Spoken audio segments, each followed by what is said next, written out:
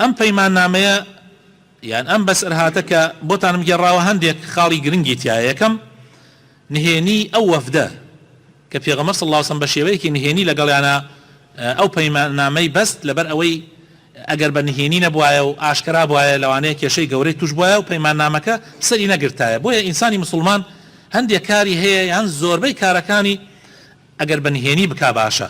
پێغەمبەری خوا صلی الله علیه وسلم لە حەدیثێکا فەرمێ ئیستەعینوا عەلی قەضاء حەوائیجکم بالکتمان. ئینسان کاتی ئەوێت کارێک ئەنجام بدا هەتا بۆی ئەکرێ بە شێوەیەکی شاراوە ئەنجامی بدا، چونکە چاو هەیە، نەفەس هەیە، دوژمن هەیە، ئینسان کارەکانی بە نهێنی ئەنجام بدا تا کاتی خۆی. دووهەم پێغەمبەری خوا صلی الله علیه وسلم بینی ئەنساریەکان چەند ئامادەن قوربانی بدەن. یعنی کۆمەڵێکی تا حەدێ فرە زۆر نەبوون لە مەدینە، بەڵام ئامادە نەبوون ڕازی ببن ئتر پێغەمبەر صلی الله علیه وسلم ئەشکەنجە بدرێ، ئازار بدرێ خۆی و ئەسحابەکانی. بۆیە بڕیاریاندا بێنە خزمەتی پێغەمبەر صلی الله علیه وسلم و ئەو پەیماننامەیە مۆر بکەن لەگەڵ پێغەمبەر صلی الله علیه وسلم.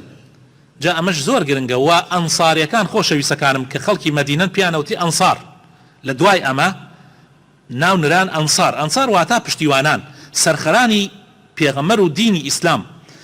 بەڕاستی ئەمانە ڕاستیان کرد لەگەڵ خوا و پێغەمبەری خوایە. خوای تەعالا لە قورئانی پیرۆزە لە سوورەتی حەشرە باسی وەفای ئەوان ئەکا کە ئەوان لە پێناو بەهەشتا ئامادە بوون هەموو قوربانیەک بدەن. ويؤثرون على أنفسهم ولو كان بهم خصاصة.